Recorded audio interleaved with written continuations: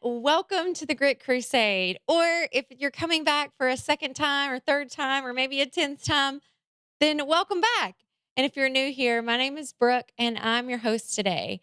Here on the Grit Crusade, we talk about hard stuff and like we like to call it the grit in life, getting real in the trenches of life, relationships, and business. And today's topic is no different. And honestly, I can say I didn't pick today's topic. I really feel like it picked you guys. I felt a calling. I was led by the Holy Spirit, and God said, no more topics. I'll give you writer's block, talker's block, whatever kind of block is required, but you're going to tackle this topic today. And so I will say that I'm going to ask for some grace. It's a topic that there was no way to really organize well. And so if I seem a bit scattered or all over the place, I'm going to ask you to walk through this with me because I've recently learned the difference in being vulnerable and transparent. So, vulnerable is when you are in the middle of something and you're sharing about it. Transparent is when you've already been through something and you've shared about it. And so I feel like for me, at least, being transparent about something is easier than being vulnerable because being vulnerable is saying, here's where I'm at and I don't have all the answers. And that's exactly what we're going to tackle today. So today we're going to talk about gray area drinking. And if you've never heard of it before, one Google could literally blow your mind. But I am here to share today that for 15 years of my life, I had a drink or three every day. So, and it could have been longer, but for about, if I think back, probably about the time I graduated college or a little bit after, probably about 23, I'm 38 now. And I had a drink every day. And if I didn't, I was pregnant or hungover. Right. And, as I was thinking through talking about this today, I thought, there was never one big like crux moment. There wasn't a moment where I was arrested or I lost my house or lost my job. Like I've built businesses, like I'm healthy. I thought I was healthy at least. I'll share more about my health journey as part of this, but I was a fully functioning adult, and doing it all the things, raising a kid, married several times. And yet it's like I would go so hard, so fast, so ferocious in everything that I was doing that I was putting that much effort into also turning off all the things I was doing. And I was finding that in a drink or three every single night when I was coming home for work. So for years, when you're in the coach and youth recreation business, you are working until 8, 9, 10 o'clock at night. And I would come in at night and I was so thirsty. But at the time, I didn't realize I was just really thirsty and dehydrated from working for 4 or 5 hours straight on the mat, which is almost like being on a stage, got all these people watching you, coaching their kids. And I really should have been drinking more water. But in the moment, I just needed a drink. And that drink turned into a daily habit that lasted for years and years and years. And so let me take you back to 15 years ago. I was 23 years old. I moved back from college. I was living north of the Arkansas River, so in Sherwood, a little north of Arkansas. And I needed to get a new primary care doctor. And I can't believe I've never even told anyone this story besides my husband. Um, I went to the doctor, found a new doctor. I didn't know him, went to, and my blood work came back and they, scheduled a follow-up appointment. And he told me that my liver enzymes were off. I was 23 years old. I was an NCAA collegiate athlete, graduated with honors from college. And he said, "Are you drinking every day?" And I was like, "Yeah." And he said, "Well, you need to stop because it's worse to go for your organs in your body. It's worse to go on a bender, like let's say like drink a lot on a weekend, than it is to drink a little bit every single day because every day you're putting your body and your liver and your brain through this process of having to clean and filter all of this." And so you know what I did? I never went back to that doctor.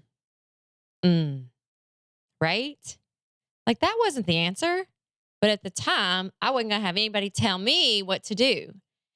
And so over the course of 15 years, I wouldn't say that most people, like anyone would say, like, oh, she has a drinking problem. Like, I like to drink, like to have fun, like to go to dinner, have several glasses of wine. And I had always found myself like, okay, I'm not going to drink anymore. Maybe one night I'd be somewhere and I'd have too much to drink and I'd wake up with a terrible pounding headache and not feel good and realize, I'm just not going to drink anymore. I think that's like a common thing, for people that are gray area drinkers. And I think the reason they call it gray area drinking, like I didn't make this term up, is like it's not alcoholism.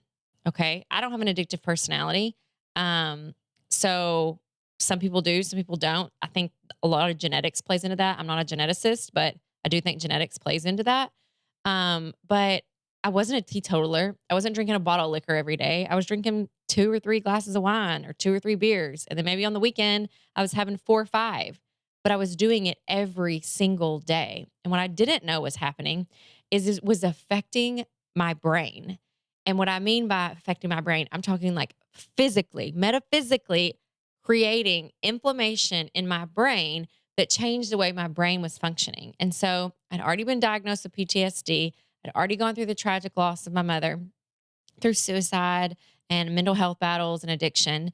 And it wasn't like I was just drinking to mask all of that. But through all of that, I had gained this anxiety disorder. And I don't know that that's something that you ever really like graduate from, but I think the drinking made it worse. I don't think, I know the drinking made the anxiety worse. And so I found myself after I'd had my son, I had postpartum anxiety. So you hear a lot in the news and stuff, people talking about postpartum depression. I had postpartum anxiety and it was a lot. And thankfully my husband and my OBGYN recognized it really early and they got me on medication. And I spent the better part of the next 5 years on anxiety medication. And hear me when I say this, do not quit taking your meds without talking to your doctor. Okay. But what I'm going to share today is my journey. And I'm not saying it should be your journey. Okay.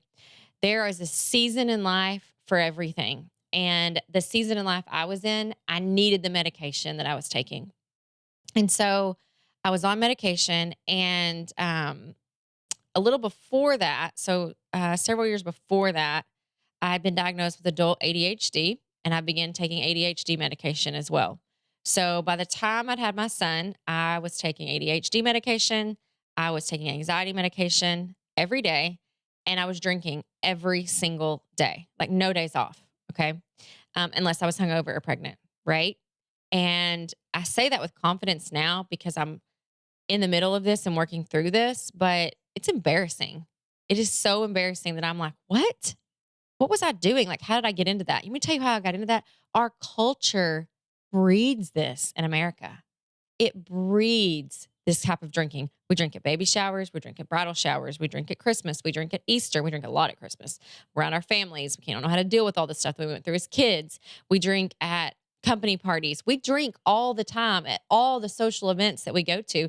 And so it just becomes completely normal. And then when we don't drink, people are like, why aren't you drinking? Why are you a party pooper? Why are you doing this? Like, we have got to normalize the fact that if people choose to have a drink or not, it's on them. Like, hey, do you want a drink? You want a mocktail? Do you want a tea? And it's all the same because what they choose to put in their body is on them. And so I think as a community, we can all help each other with that. And so that's kind of like my side note. Hey, I already asked for grace and told you guys I was a little scattered in my thoughts today because this is not something I've been through. This is something I am going through.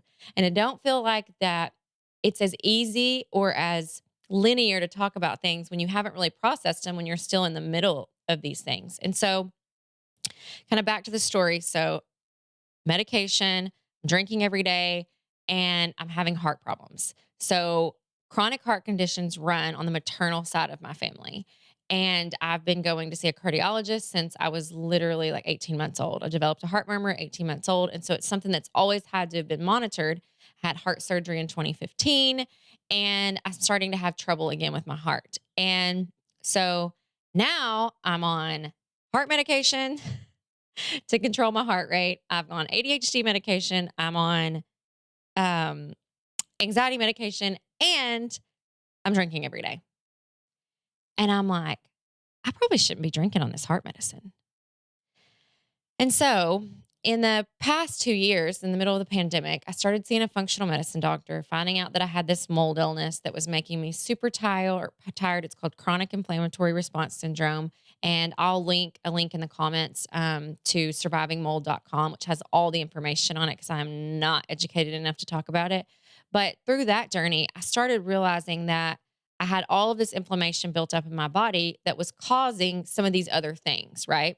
So I start seeing this functional medicine doctor who's also a psychiatrist, and he starts asking me a question that seems so simple, but it was one I realized that I was never even asking myself. He would say, when I would walk in there, as the smartest man I've ever met, "How are you feeling?" He didn't want to know what I was thinking. He didn't want to know about my childhood. He didn't want to know about any of those things. Mind you, he has a psychiatry background. How are you feeling? Like, if this is the medication you're taking or not, how is that working for you right now? And so I started turning inward and asking myself, how is what I am putting in my body, whether it's medication, alcohol, food, how is that working for me right now? And the answer was not very good. Like, I feel like I would wake up almost every single morning having the effects of alcohol from the night before, whether I knew it or not. And it was manifesting in ways of my moods. It was manifesting in my um, parenting. My son's 5 now, and when he was about 2.5, 3, we really started being able to like converse with him and talk to him. And I started realizing on the nights we would get home, like from school or his activities or whatever, and I had a drink, like I was short with him. I was snappy, and like I didn't want to be that mom. And so I started, continuing to roll that around in my brain. And if you're somebody, this may not be something that you relate to. Maybe you don't struggle in this area, but maybe you know someone who does. So share the podcast with them. But don't like send it to your spouse and be like, "Told you you shouldn't have been drinking." But you know, if it is something you struggle with, then you get what I'm saying. And I kept asking that same question to myself over and over of, how is this working for me? And again, I kept coming back to not very good. And so last summer of 2022, I came across this app called the Reframe app. And I'd already developed a few tools in my toolbox of how I was going to quit drinking so much, right? And this Reframe app focuses on alcohol reduction. So it's an app, and every day you receive like medically proven information about alcohol in your body. It doesn't talk to you about you being a piece of crap. It doesn't talk to you about how you're wasting money. It talks to you about the effects on your body. Every minute that I was spending choosing to not make the right decisions for me and my body is one less minute of life that I had to live. And with that app, there's tons of community organization, community building, virtual meetings, and stuff like that in there. But it's not necessarily just NA. It's about practicing alcohol reduction and going counter cultural to how we live right now. Because like our culture, our society tells us that Friday at 5, we need to run by the liquor store and pick up a 12 pack of beer, especially in the South. And I'm personally, again, vulnerable. I'm in the middle of this. Okay. So you can make judgments if you want. I'm putting it out there. So that means I'm fair game for people to talk about it, I guess. But I am right now not on a alcohol free journey, if that makes sense. So there was never that defining moment. There was never the like crux of something like, this is so bad, it has to stop. It was something I just wanted to choose to do better. And so, yes, I still have a drink. For me, that's where I'm at right now. Will I always drink? I don't know. Do I drink at home? Rarely. Do I drink like last weekend? My husband and I went out to a nice dinner and I had a glass of wine. But that glass of wine used to be 3 or 4.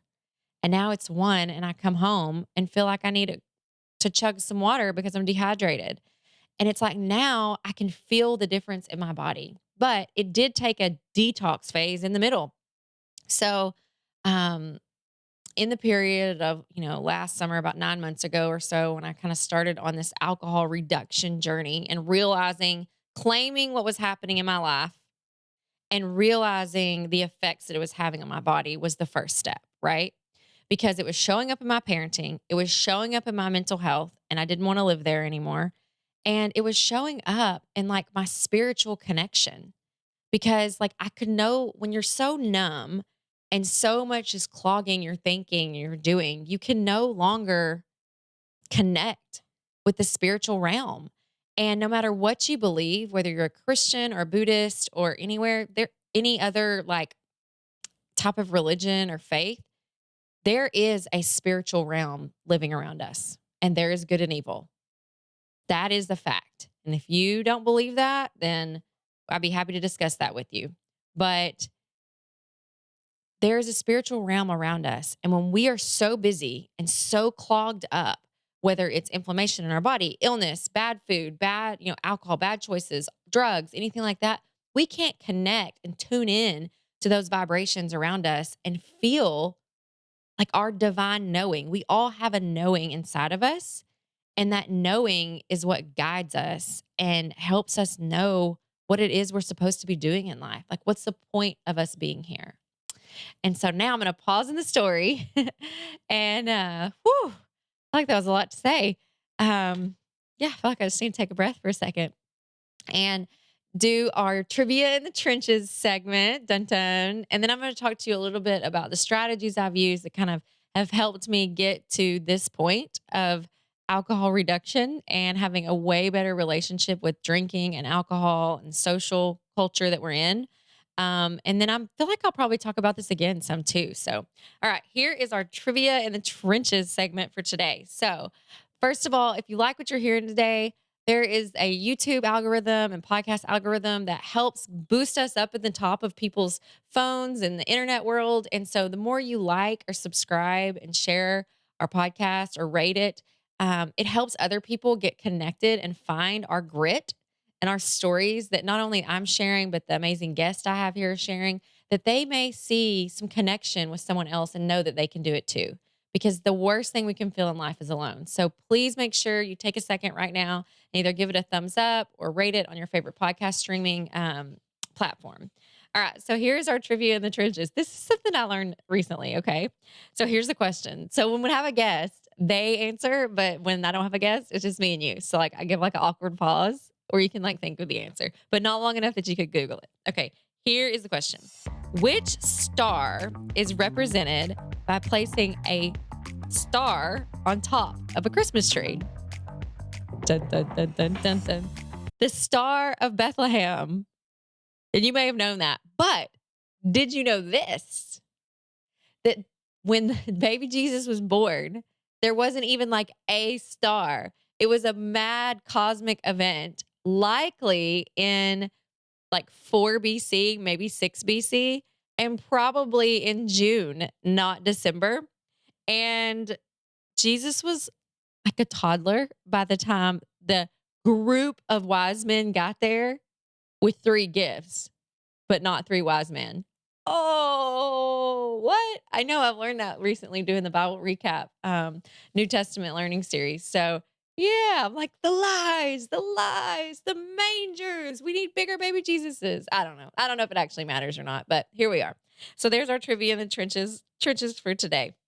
So since back to kind of the journey, so I've realized that, I've got this problem. Okay.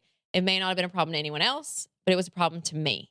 It's affecting my mental health. It was affecting my focus. It's affecting my parenting. And it was affecting my spiritual life for sure. And so I start feeling better.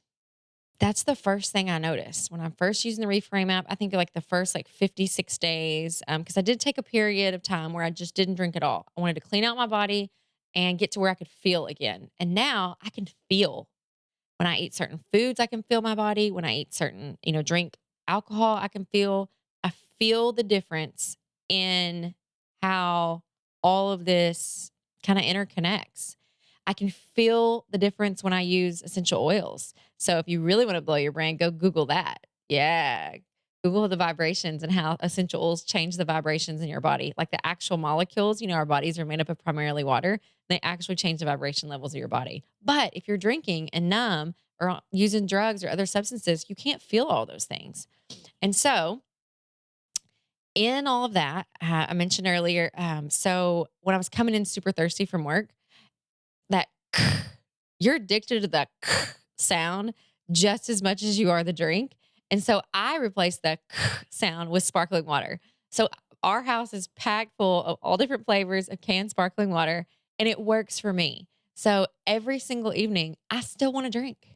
I do. Maybe I always will. I don't know. But the of my sparkling water and the little bit of the fizz seems to kind of take the edge off. And then tea, hot tea. I drink lots of hot tea, lots of flavored tea. So I still think maybe I said I don't have an addictive personality. Like maybe I have an addiction to like drinking something besides water. I drink a lot of water too. But so those two things, the sparkling water has been a game changer for me. And we still have alcohol in the house. So at our house, it's still there. So every day I can still go open my favorite beer that's in the fridge. Maybe for some people that won't work. And that's you. But every journey is so different. For me, it's kind of like see, I didn't open you today. See, I didn't open you today. It's kind of like proving it to myself. Like, I don't know, maybe. But I think that every journey is different and every person's needs are different. So I think you can't like make a judgment or judge people one way or the other. But what I do know is that being conscious about how and when I consume alcohol and other things has totally changed my mindset and the way I look at my own personal health. And so through that, from the alcohol reduction, I have been able to get off medication except for my heart medicine. So yeah, I am no longer taking ADHD medication, no longer taking anxiety medication, all under the guise of my doctor. So I did a reduction in medication and then was able to get off of it. But none of that would have been possible without first figuring out that I had a inflammation disorder with a functional medicine doctor, adding tons of supplements to my diet, getting all the inflammation out of my body, reducing the alcohol, and then getting to a place. Because I think one of the main reasons that I was drinking so much was to control my anxiety. And I think it's a double-edged sword because of all the levels in your body and your brain, dopamine, serotonin, they're all affected. And so like I need this, so this will rise, so this will rise, so this will lower. And so I'm not on a pedestal saying, look what I've done, because I haven't done anything. This is just a journey that I'm in the middle of that I felt compelled to share because I feel like there's somebody out there that is there too and wants to know that they're not alone and maybe have somebody to ask some questions to.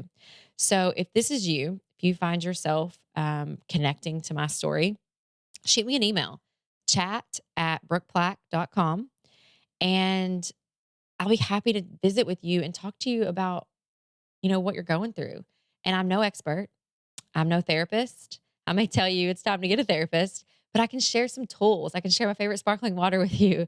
I can shoot you the link for the Reframe app, which we'll drop in the show notes as well. But, you're not in this alone. There's nothing inherently wrong or bad with you. But sometimes, like me, you find that you're 15 years off course. And it's okay at any time to change your mind and re-steer that ship back to where it was that you originally had hoped you would be or that your life would become. Because every single minute that we live is one less minute that we have to live. And how we're going to spend it's up to us. Until next time. You've been listening to the Grit Crusade podcast with Brooke Plaque. Our theme song is Thunder City by Lunar Ray, licensed through Soundstripe. This podcast was produced by Luminate Media Group. Thank you for listening, and we will see you on the next episode.